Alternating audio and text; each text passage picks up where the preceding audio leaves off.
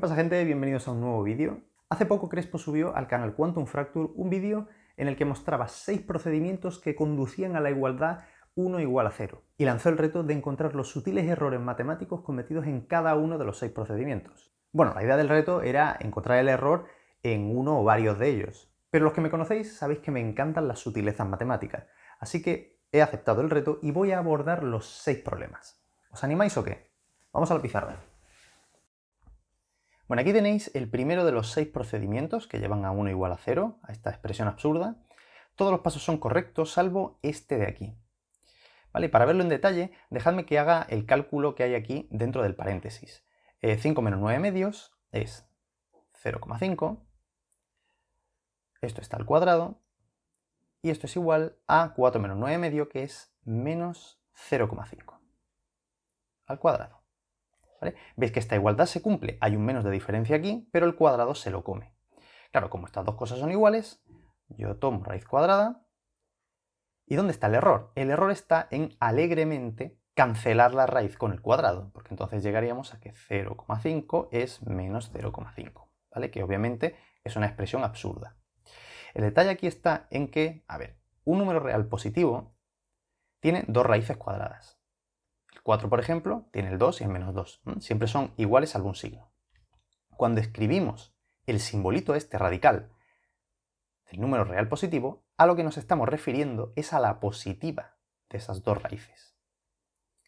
¿Vale? Entonces, fijaos que si yo hiciese siempre esto de tachar raíz y cuadrado alegremente, la raíz de 4 yo la podría escribir como la raíz de menos 2 al cuadrado, y si aquí hago esa eliminación, llegaría a esta contradicción, a que 2 es menos 2. Por tanto, la conclusión es que no se puede tachar una raíz y un cuadrado. Entonces, ¿cómo se hace esto? Bien, porque sabemos que de alguna manera el cuadrado y la raíz son operaciones inversas la una de la otra. Bueno, pues la lección aquí es que la raíz de un cuadrado es el valor absoluto de lo que hay dentro. Esta es la propiedad con la que nos tenemos que quedar. Aquí tenemos el segundo de los procedimientos. ¿Dónde está el fallo grandísimo aquí? Bueno, pues el fallo está en este paso. ¿Vale? Es habitual cuando tenemos un factor común en los dos miembros de la ecuación, es decir, bueno, pues como está multiplicando a un lado y a otro, lo tacho y tiro para adelante, ¿no? Que básicamente es lo que hemos hecho aquí, pero pasito a pasito, ¿vale? Cuando tenemos un factor común, lo que hacemos es dividir ambos miembros por ese factor, ¿no? Y así lo cancelamos. Bien, ¿por qué no se puede hacer esto aquí? ¿Por qué no se puede dividir entre a menos b? Porque ¿de qué partimos? De que a y b son iguales. Si a y b son iguales, a menos b es 0. Aquí estamos dividiendo por 0. Y la división por 0 no está definida, no puede hacerse. De hecho, hay multitud de rompecabezas de este estilo por internet, si os ponéis a buscar hay un montón, y el error en la mayoría es que en algún paso se hace una simplificación precisamente de este estilo. Bueno, por aquí hay otro detallito, que es que aquí estamos cancelando el a para llegar aquí, y esto solo es cierto si a es distinto de 0. Pero bueno, el error aquí principal, que es el que se quiere señalar con este procedimiento, es este sobre todo. Y además se nos muestra paso a paso para que nos equivoquemos paso a paso, o sea, para que sea todavía más duro, ¿no? Así que bueno, la moraleja aquí es, niños, no dividáis por 0, que no me enteré yo. El tercero de los procedimientos lo voy a dejar para el final, junto con el sexto, porque tienen que ver con números complejos y prefiero tratarlos uno a continuación del otro. Entonces saltamos al cuarto, que lo tenéis aquí. El primer paso es escribir x al cuadrado, como es x por x, pues es sumar x más x más x, pues x veces, ¿no? Eso es multiplicar. Derivamos aquí, tenemos que la derivada de x al cuadrado a un lado y la derivada de una suma de x, x's. Aplicamos la regla de derivación de la suma de la suma de las derivadas. Y bueno, aquí obtenemos un montón de unos, x unos. Volvemos a utilizar que sumar x veces 1 es x. Y aquí ya hacemos algunas simplificaciones. Aquí estamos otra vez haciendo esa división entre algo que podría ser 0, pero bueno. Una primera observación que debería ponernos los pelos de punta es que el número de términos aquí depende de la propia variable. No es fijo. Entonces, ¿cómo podemos utilizar aquí la regla de derivación de la suma? O sea, al final, la regla de derivación nos dice que la derivada de una suma de dos funciones es la derivada de la primera más la derivada de la segunda. En el caso de que tengamos tres funciones sumando, lo único que tenemos que hacer es utilizar la propiedad asociativa de la suma. Entonces encadenamos la regla de antes dos veces. F más G derivado más H derivado. Y aquí volvemos a utilizar la regla. F derivado más G derivado más H derivado. Que es, como veis, la suma de las derivadas. ¿Vale? Y con cuatro funciones repetiríamos esto más veces, etc. Esta primera propiedad, obviamente, no me la he inventado yo. Esto se puede deducir de la definición de derivada con las propiedades del límite. Entonces aquí tengo x sumandos. ¿Cuántas veces tengo que iterar esto? Bueno, esto solamente es una observación que, por ejemplo, apunta a que hay algo raro aquí, ¿vale? Aparte de la contradicción final. Pero es que el problema fundamental aquí está al principio del todo. Y es cuando decimos que x por x, o x al cuadrado, es x más x más x, x veces. Esto solo es cierto si x es un número natural. O sea, si veis esto como una función real, g de x, pues os animo a que escribáis explícitamente cuánto es g de raíz de 2. O sea, ¿qué significa sumar raíz de 2 a sí mismo? Raíz de 2 veces. Cuando hablamos de tantas veces que hacemos algo, ese tantas es un número natural. Los números naturales son los que usamos para contar, no los reales. La moraleja aquí, fijaos qué interesante, es que si estáis trabajando con números naturales, pues sabéis eso de que el producto lo podéis reducir a una suma. 2 por 5 es sumar 5 más 5 más 5 dos veces. O al revés, ¿no? Porque es conmutativa. Pero con números reales no es así. Tenéis que entender que a nivel fundamental, en el conjunto de los números reales, la suma y el producto son operaciones distintas a un nivel fundamental. Y hasta donde yo sé, que me corrijan en los comentarios, no se puede reducir el producto de números reales a una suma en ningún sentido generalizado, al menos que yo sepa. Así que bueno, esa es la moraleja. Así que esto de aquí solo es cierto si x es un número natural. 1, 2, 3, 4, etc. Bueno, el siguiente es muy divertido. Partimos de la integral de la función 1 partido por x, hacemos integración por partes y llegamos a que esto es 1 más la integral de 1 partido por x diferencial de x. Bueno, y como aquí tenemos la integral de 1 partido por x en los dos miembros, cancelamos y llegamos a que 0 es igual a 1. Bueno, ¿dónde está el error? El error está en que tenemos que entender bien lo que significa esto. Cuando escribimos integral de 1 partido por x diferencial de x, a lo que nos referimos es a una primitiva de la función 1 partido por x. Y las primitivas no son únicas, están determinadas salvo una constante. O sea, cuando calculáis integrales indefinidas, siempre tenéis que añadir ese más c, esa constante de integración arbitraria, ¿no? De hecho, para ser exactos, la integral de 1 partido por x diferencial de x indefinida, esto es el logaritmo del valor absoluto de x más una constante. Dejadme que borre esto. Lo que tenemos es que esto es igual a 1 más esto. Esto es una igualdad de primitivas. Es decir, una primitiva de 1 partido por x es el logaritmo del valor absoluto de x más una constante. Esto es igual a 1 más primitiva de 1 partido por x es el logaritmo de x más una constante, pero no tiene por qué ser esta de aquí. Es una constante arbitraria. Déjame que la llame k. Entonces esto se cancela y nos queda que, pues, c es 1 más k. Bueno, pues una relación entre constantes. O sea, lo que me está diciendo esto es que una primitiva de 1 partido por x es cualquier primitiva más 1. Eso sigue siendo una primitiva. Claro, porque este 1 se lo estoy como agregando a la constante de integración, que como es arbitraria, pues obtengo otra primitiva.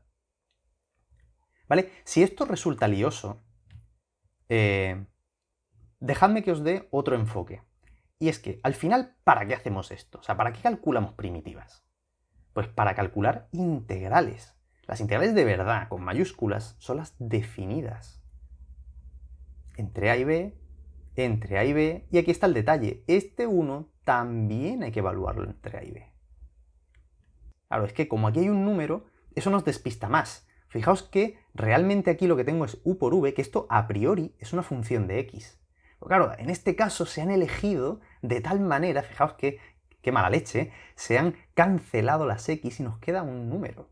Eso como que despista un poco, ¿no? Si hubiera aquí x, pues eso como que nos estaría un poco pidiendo a voces lo de poner los límites de integración, pero al no aparecer la x, igual estamos tentados a dejar este 1 aquí, pero no, este 1 hay que evaluarlo entre b y a. De modo que 1 evaluado en b es 1, menos 1 evaluado en a, 1 se cancela. Y por tanto, esto no contribuye a la integral. Y llegamos a una identidad. Obviamente, la integral entre a y b de esta función es igual pues, a la integral entre a y b de la misma función. ¿Vale? Entonces, la moraleja aquí es, si lo enfocamos desde el punto de vista de las integrales definidas, pues que esa constante, este 1, hay que evaluarlo en los límites de integración y por tanto se va a cancelar.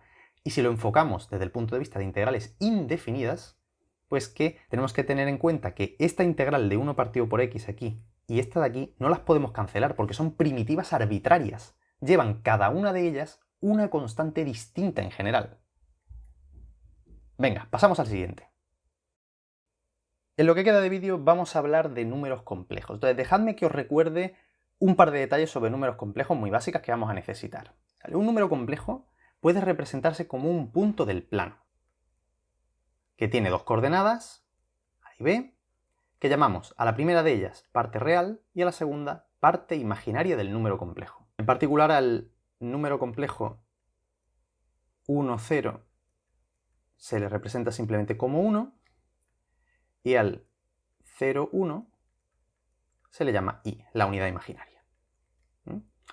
Bien, necesitáis saber que los números complejos se pueden expresar, número complejo z cualquiera, imaginemos que este es z, se pueden expresar de otra manera, que es como un número real positivo por e elevado a i por un número real.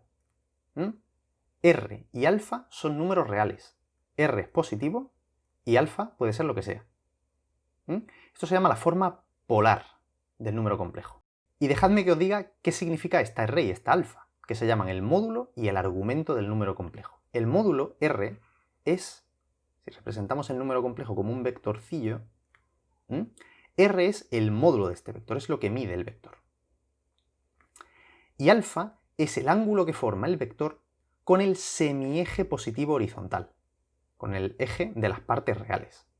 Claro, fijaos en una cosa, este alfa podría ser este ángulo, podría ser dar una vuelta completa hasta aquí, dar dos vueltas y hasta aquí, tres, las que queráis, o al revés, podemos recorrer en sentido contrario. Es decir, este alfa no es único.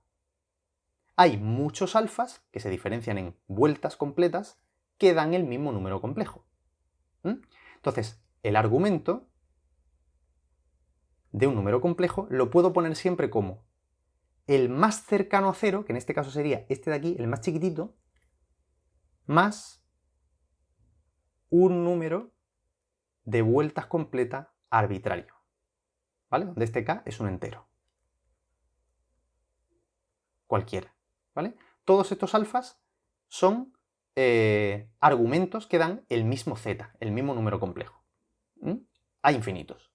Pero hay uno especial, que es el que vamos a llamar argumento principal, que es el que está entre menos pi y pi.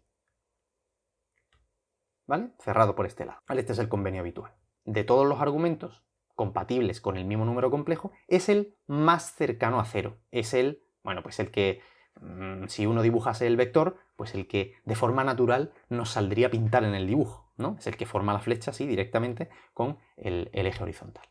¿Vale? Número complejo, forma polar, módulo, argumento, argumentos hay infinitos, pero hay uno especial que es el más cercano a 0 que se llama argumento principal. Bien, dicho esto, vamos con los dos trucos de magia que nos quedan. Bueno, vamos con el primero de los problemas que involucran números complejos. Primero, acordaos que un número real positivo tiene dos raíces, y cuando escribimos este simbolito, el símbolo radical, nos estamos refiriendo siempre a la positiva. Pero fijaos que aquí estoy utilizando este símbolo con cosas que no son números reales positivos. O sea, estoy extendiendo el significado de este símbolo. Entonces, lo primero que tengo que hacer es, igual que aquí os he dicho que el símbolo significa raíz positiva, os tengo que decir qué significa esto. Bueno, pues entonces, lo primero es dejadme que os defina lo que se llama la raíz cuadrada principal de no solamente un real cualquiera en particular negativo, sino de cualquier número complejo. Fijaos, es una definición muy general. La raíz cuadrada, esto se lee raíz cuadrada principal de un número complejo es, bueno, si el número complejo lo podemos escribir en forma polar, como el módulo, por e elevado a i por el argumento. Bien, pues esto se define como la raíz de r es un real positivo, acordaos, por e elevado a i, alfa barra partido por 2, donde alfa barra es el único argumento de los infinitos que tiene este número complejo z, el único que está entre menos pi y pi. Es el que llamábamos argumento principal. Esta es la definición de raíz principal. Bien, pues, sorpresa, la raíz cuadrada principal, en números complejos, no cumple estas propiedades. En algunos casos puede dar la casualidad de que sí. Y un ejemplo muy bueno es este. Fijaos, aquí arriba tenéis la raíz de menos 1 entre 1, que esto es un menos 1, y por tanto esto de aquí no es otra cosa que i. Y aquí tengo raíz de menos 1 arriba, que es i, entre raíz de 1, que es 1. Por tanto, todo va bien. Claro, pero aquí falla la cosa, porque esto de aquí arriba pues es otra manera de escribir esto mismo, por tanto, esto sigue siendo i. Pero aquí ya veis lo que ocurre, que tengo un 1 arriba y un raíz de menos 1 abajo, y la raíz principal de menos 1 es i, y nos queda la i dividiendo. Y hay una cosa que, bueno, os la comento, es que 1 partido por i es menos i. Esto es una cosa que podéis comprobar. Entonces fijaos que nos ha aparecido un signo de la nada. Pues eso nos está indicando que esta igualdad no es cierta. O sea que hay que tener mucho cuidado cuando utilicemos propiedades de las raíces de números reales positivos, que sabemos que se cumplen, con números complejos. No todas las propiedades de la raíz de números reales positivos extrapolan a lo que llamamos raíz cuadrada principal de números complejos, ¿vale? Mucho cuidado con esto. Llegamos al último de los trucos que involucra de nuevo números complejos, en particular el logaritmo de números complejos. Del mismo modo que un número complejo cualquiera salvo el 0 tiene dos raíces cuadradas, cualquier número complejo salvo el 0 tiene infinitos logaritmos. El logaritmo de un número complejo, escrito en forma polar, entonces el logaritmo de r es un real positivo, ¿vale? Entonces esto tiene sentido, más i alfa. Claro, y como hay infinitos argumentos, pues hay infinitos logaritmos. Bueno, ya veis que aquí un fallo en este último paso sería evaluar el logaritmo de un número complejo y dar simplemente i por el argumento que aparece aquí arriba. Realmente hay infinitos argumentos. Aquí habría que poner más i veces vueltas completas. Y fijaos que esto de aquí arriba y esto de aquí justamente se diferencian en un número de vueltas completa. En particular, se diferencian en una vuelta. Si yo a esto le sumo más 2pi, recupero lo de arriba. ¿Vale? Pero bueno, es habitual que cuando se escribe el logaritmo nos estemos refiriendo a solamente de los infinitos a uno de ellos, que es el llamado logaritmo, adivinad qué palabra viene ahora, logaritmo principal de un número complejo, que se define como de los infinitos logaritmos el único que tiene aquí el argumento principal, que es el que está entre, acordaos, recuerdo una vez más, entre menos pi y pi, el más cercano a 0. Entonces, si suponemos que Crespo todo el rato se ha estado refiriendo al logaritmo principal, dejadme que lo ponga así un poco feo, L mayúscula en todas partes. Bien, entonces vemos que aquí este número complejo tiene como argumento pi, que está entre menos pi y pi cerrado, y este tiene como argumento menos pi medios, que también está entre menos pi y pi cerrado. Entonces, bueno, pues esto debería coincidir. ¿Dónde está el fallo entonces? Bueno, pues es que el fallo es que el logaritmo principal definido de esta manera no cumple esta propiedad tan bonita, igual que pasaba antes con las raíces, que las propiedades de las raíces de toda la vida no se cumplen con la raíz principal de números complejos. La propiedad de que el logaritmo de una potencia es el exponente por el logaritmo principal de la base, no es cierto. Con esta definición de logaritmo principal, esta propiedad no se cumple. Y para ver que una propiedad no se cumple, basta con que encontréis un caso en el que falla, lo que se llama un contraejemplo. Y hemos de darle las gracias a Crespo porque nos ha dado un ejemplo buenísimo donde falla esta propiedad. Y de regalo os voy a hacer por aquí abajo otro ejemplo.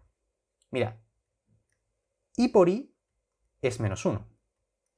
De modo que i a la cuarta vuelve a ser 1. ¿Verdad que sí? Bien, entonces, logaritmo principal de 1, bueno, esto sabemos todos que es 0, ¿verdad? Esto lo puedo escribir como el logaritmo de i a la cuarta, y ahora fijaos que aquí es donde la voy a liar. Aquí voy a equivocarme. Esto es 4 veces el logaritmo de i. 4, y ahora el logaritmo de i, ¿a qué es igual? Fijaos, como i tiene módulo 1, la parte esta no influye, entonces simplemente i veces por el argumento principal de i, que es pi medios. Ya veis lo que pasa. No sale lo mismo. Y fijaos en el detalle de que no son iguales, pero se diferencian en i veces un número entero de vueltas. O sea que realmente esta propiedad sería cierta.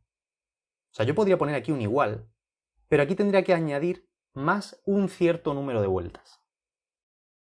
Pero bueno, en cualquier caso, la sutileza aquí y en el problema anterior, que es lo que se quiere recalcar con estos juegos, es el cuidado que hay que tener al utilizar propiedades que sabemos que se cumplen con los números reales cuando extendemos las funciones, como la raíz o el logaritmo, al plano complejo. Bueno, y esa ha sido mi aportación. Crespo, tú dirás si he cumplido o no.